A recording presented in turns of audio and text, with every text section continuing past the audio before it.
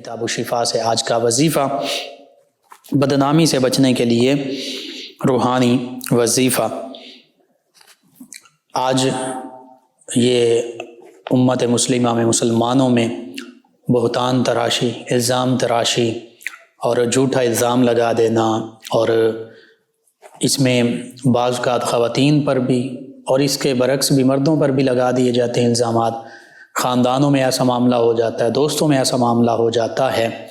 صرف اور صرف دین سے دوری کی وجہ سے یہ معاملہ ہے۔ اللہ رب العزت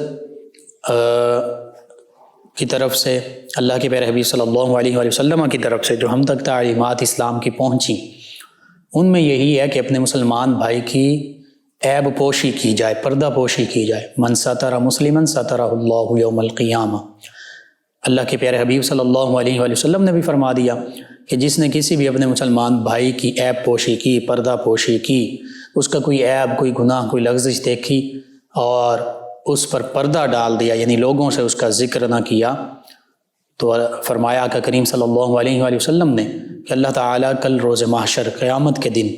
اس مسلمان کی پردہ پوشی فرمائے گا۔ اللہ رب العزت بھی ستار العیوب ہے،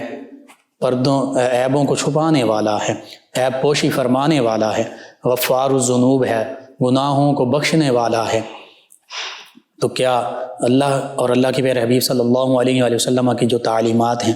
ہمیں ان پر عمل پیرا نہیں ہونا چاہیے؟ بالکل ہونا چاہیے۔ تو جب کوئی بھی مسلمان دوسرے مسلمان بھائی، مسلمان بہن کی رشتہ داروں میں سے، محلے داروں، پڑوسیوں میں سے، دوستوں میں سے کسی کی عیب جوئی کر رہا ہوتا ہے، عیب تلاش کر رہا ہوتا ہے اور پھر عیب اچھال رہا ہوتا ہے، اور بعض اوقات وہ عیب ہوتا ہی نہیں، بہتان اور الزام لگایا جا رہا ہوتا ہے۔ بہتان کو غیبت سے بھی بڑھ کر برا عمل حدیث مبارکہ میں فرمایا گیا۔ اور پھر سورہ حجرات پڑھ لیں، سورہ حجرات کے دوسرے رکوع کے آغاز میں ان تمام اخلاقی برائیوں کو حرام قرار دیا گیا، جس میں جاسوسی بھی ہے، جس میں الزام تراشی بھی ہے، جس میں بدگمانی بھی ہے، جس میں برے القاب دینا بھی ہے، جس میں دوسروں کے ساتھ مذاق کرنا بھی ہے۔ ان سبھی برائیوں کو اللہ رب العزت نے قرآن مجید فرقان حمید میں سورہ حجرات میں حرام فرمایا ہے۔ لیکن ہمارا المیہ کہ ہم اسلام سے یوں دور ہوئے کہ اسلام کی بنیادی تعلیمات کو بھی بھلا بیٹھے، عقائد میں بھی تذبذب کا شکار ہوئے، اعمال بھی چھوڑ بیٹھے، اور پھر اخلاقیات کا دامن بھی ہاتھ سے چھوٹ گیا۔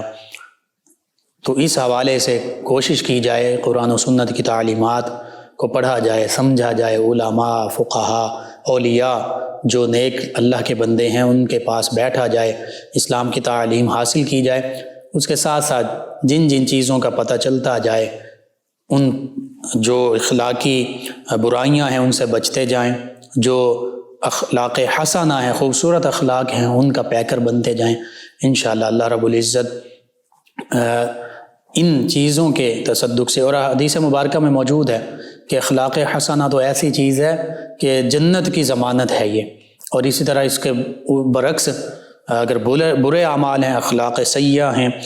برے اعمال ہیں، تو وہ جہنم کا باعث بن سکتے ہیں۔ بہرحال بدنامی سے بچنے کے لیے روحانی علاج،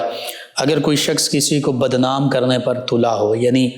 جھوٹے الزامات لگا رہا ہو، اس کی عزت داغدار کرنا چاہتا ہو، اور یہاں تک کہ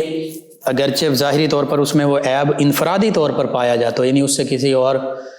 کا نقصان نہیں ہو رہا، وہ اس کا اپنی انفرادی عمل ہے، تو پھر بھی اس کو پیار محبت سے سمجھایا جائے، عیب پوشی کی جائے۔ اور بدنامی میں تو جھوٹی بات عام طور پر ہوتی ہے۔ اگر کوئی شخص کسی کو بدنام کرنے پر تلا ہے اور اس کو اپنی عزت کا خطرہ ہے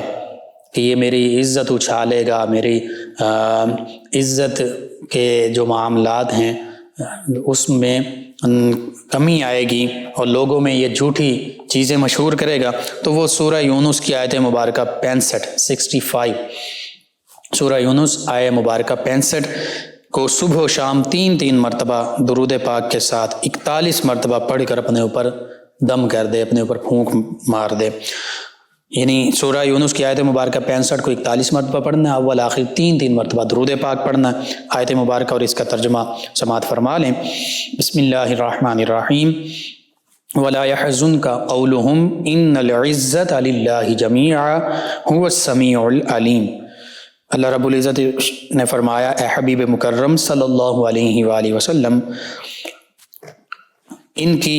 عناد و عداوت پر مبنی گفتگو آپ کو غمگین نہ کرے، بے شک ساری عزت و غلبہ اللہ ہی کے لیے ہے، جو جسے چاہتا ہے عزت و غلبہ عطا فرماتا ہے، وہ خوب سننے والا جاننے والا ہے۔ تو یوں یہ آیت مبارکہ سورہ یونس کی آیت مبارکہ 41 مرتبہ پڑھی جائے، اول آخر 3 مرتبہ درود پاک پڑھا جائے،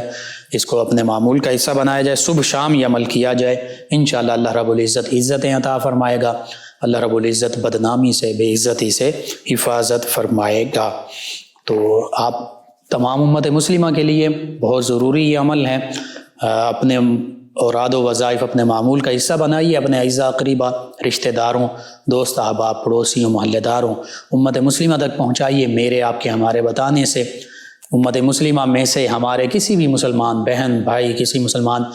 فرد کا فائدہ ہوتا ہے، انشاءاللہ یہ ہمارے لیے دین و دنیا آخرت میں بھلائی فائدے نجات اور شفا کا باعث ہوگا۔ اللہ رب العزت سے دعا ہے اللہ تعالی مجھے آپ کو ہم سب کو آسانیاں عطا فرمائے، آسانیاں بانٹنے والا بنائے، مشکلات میں ہماری مدد فرمائے، مشکلات سے ہماری حفاظت فرمائے، آمین۔